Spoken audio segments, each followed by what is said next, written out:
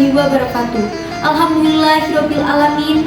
Segala puji bagi Allah Subhanahu wa taala yang telah memberikan kita nikmat iman, nikmat Islam, dan nikmat kesehatan bagi kita. Sholawat serta salam mari kita senantiasa curahkan kepada junjungan kita Nabi Muhammad SAW beserta keluarganya, sahabat, dan seluruh pengikut hingga akhir zaman. Hadirin yang dirahmati Allah, pada kali ini saya akan membawakan tema etika dalam berkomunikasi lewat medsos. Di era modern seperti sekarang, teknologi berkembang dengan sangat pesat. Salah satu dampak paling besar yang kita rasakan adalah hadirnya media sosial. Kita bisa berkomunikasi secara kapan saja, siapa saja, dan di mana saja hanya dengan sebuah jari. Media sosial seperti WhatsApp, Instagram, Facebook, TikTok, dan lainnya telah menjadi bagian dari kehidupan sehari-hari. Bahkan sebagian besar waktu kita juga sudah dihabiskan di sana untuk sekedar membaca berita, mencari video, atau sekedar untuk membaca pesan, hiburan, dan berbagai informasi. Namun yang perlu kita sadari sekarang adalah media sosial bukan hanya ruang bebas nilai. Setiap tulisan, komentar, konten yang kita bagikan akan tercatat, bukan hanya oleh sistem, tapi juga oleh malaikat pencatat amal. Yang lebih penting lagi, Allah Subhanahu wa taala.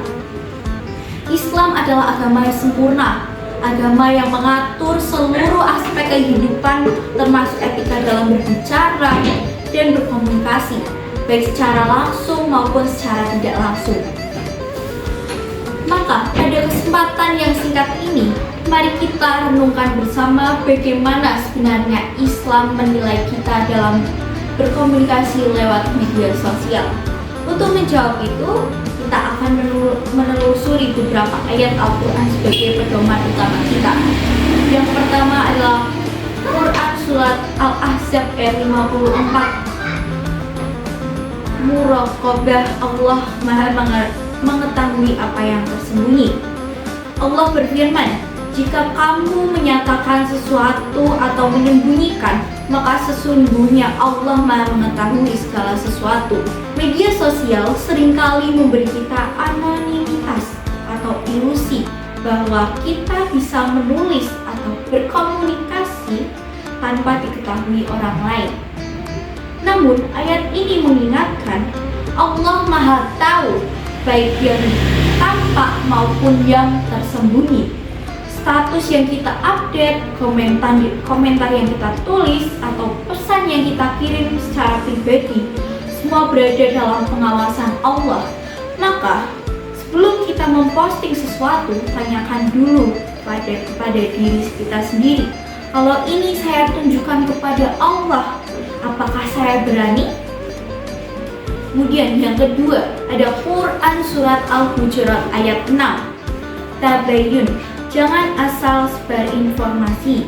Allah memperingati, wahai orang-orang yang beriman, jika datang kepadamu seorang fasik membawa suatu berita, maka periksalah dengan teliti. Banyak dari kita tergoda untuk langsung menyebarkan berita atau informasi yang kita tangkap yang dapat menyentuh emosi kita, entah karena marah, sedih, atau ingin cepat viral. Namun Allah mengajarkan verifikasi terlebih dahulu atau tabayun. Jangan langsung percaya, apalagi menyebarkan. Apalagi di sosial media di mana hoax, fitnah, atau manipulasi sangat mudah beredar. Jangan sampai jari kita yang ringan membagikan justru menjadi pemberat dosa di hari kiamat nanti. Yang ketiga, dalam Quran Surat Al-Hajj ayat 30, jauhilah perkataan dosa. Allah berfirman, demikianlah perintah Allah, dan barang siapa yang terhormat di sisi Allah, lebih baik baginya di sisi Tuhannya. Semua hewan ternak telah dihalalkan bagi kamu, kecuali yang diterangkan kepadamu. Maka jauhilah penyembahan berhala-berhala yang najis itu, dan jauhi pula perkataan dusta.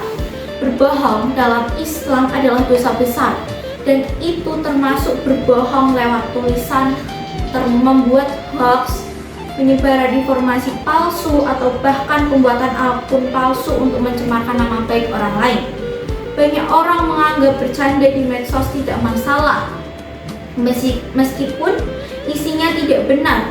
Tapi dalam Islam, tidak semua candaan itu diperbolehkan, terutama jika mengandung kebohongan atau dapat menyakiti orang lain.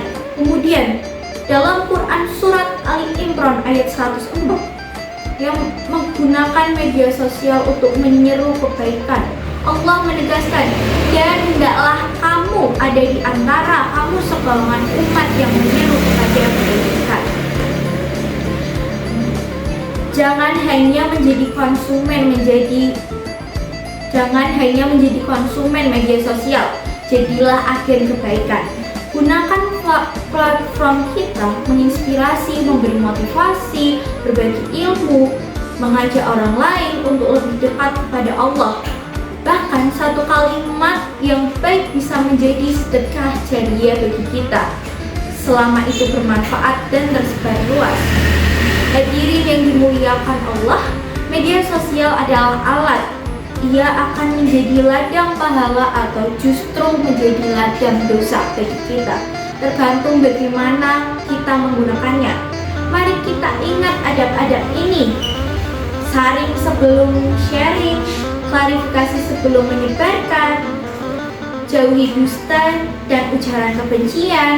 Gunakan media sosial untuk menyebarkan nilai-nilai Islam, akhlak, dan kebaikan. Semoga setiap kata dan tulisan kita menjadi saksi kebaikan bagi Allah kelak, bukan penyesalan. Wassalamualaikum warahmatullahi wabarakatuh.